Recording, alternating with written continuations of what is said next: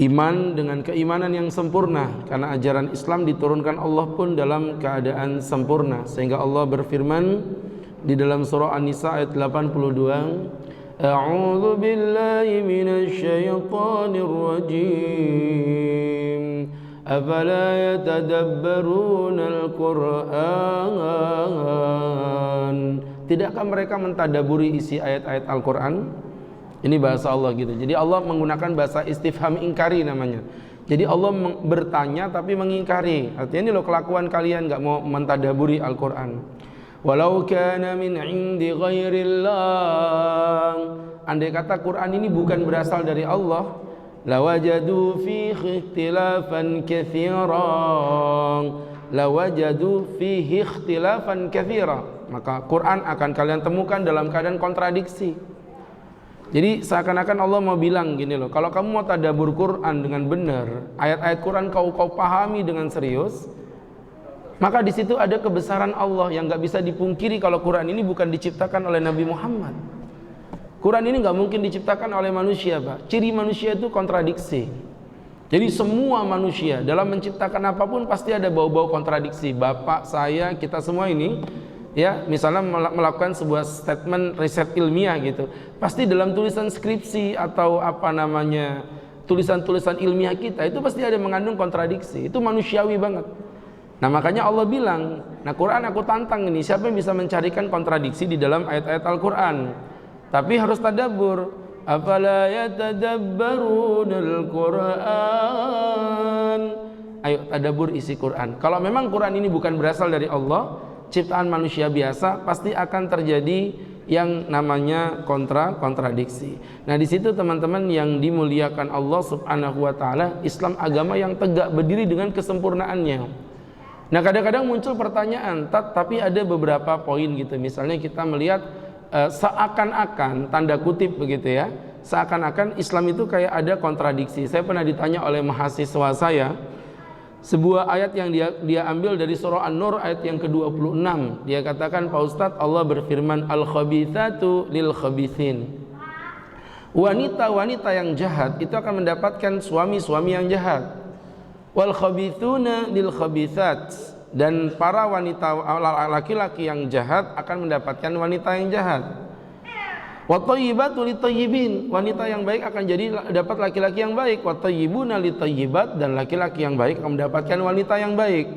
Ini pertanyaannya anak muda, Pak. Jadi pertanyaan apa jombloan gitu ya.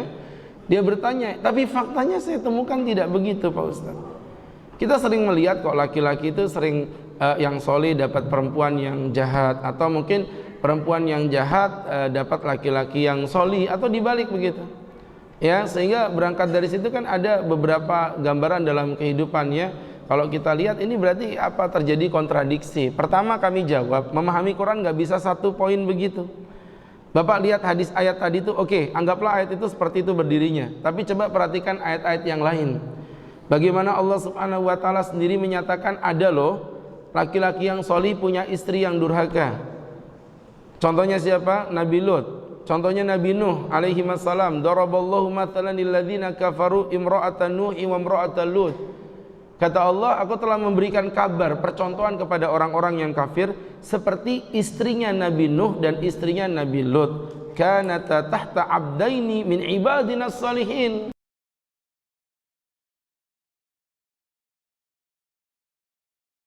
Fakhanatahuma, kemudian mereka berkhianat kepada Allah, maka mereka pun diazab oleh Allah dengan azab yang sepedih-pedihnya. Wa qila udkhulan nara ma'ad dakhilin, bahkan Allah mengatakan dan memastikan kedua orang ini masuk neraka padahal suaminya solih. Jadi ada yang suaminya solih, istrinya durhaka. Contohnya Nabi Nuh, contohnya Nabi Lut. Dan uniknya lagi Quran juga menyebutkan ada ayat lain pembanding seperti itu, surat At-Tahrim ayat 11.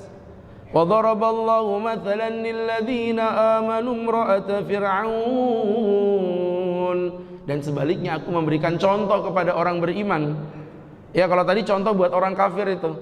Ada dua istri yang kafir padahal dididik oleh seorang suami yang solih. Di sini dibalik sama Allah, aku berikan percontohan kepada orang-orang beriman. Ada istrinya Fir'aun.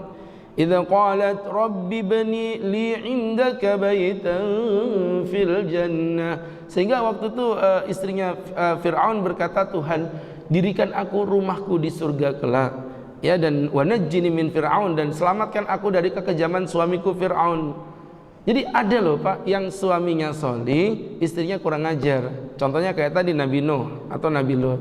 Ada yang suaminya kurang ajar, istrinya yang solihah. Contohnya siapa tadi? Fir'aun, istrinya Bunda Asia, wanita solihah. Tapi ada juga tuh yang suaminya kurang ajar, istrinya kurang ajar. Contohnya siapa? Top markotop sudah ini. Ngeklop. Abu Lahab. Ada yang suaminya solih, istrinya solihah, bahkan anaknya jadi nabi. Siapa? Ibrahim. Dari 4 pilihan ini Bapak pilih nabi siapa? Ibrahim. Dan Ibrahim istrinya 2 Pak, ya. Jadi Bapak harus melaksanakan itu. Jadi teman-teman kalau berani kan gitu ya. Tapi ada survei terbaru loh Pak, Bapak nggak dengar?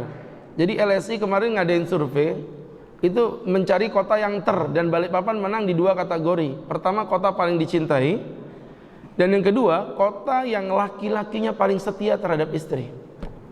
Mantap ini ya. Betul, ditanya apakah Anda mau menikah lagi jika Anda punya kesempatan. Dari 1.200 koresponden Balikpapan yang ditanya, 99,99% mengatakan tidak. Survei dilakukan secara random, acak, ditemani oleh istri masing-masing, ya.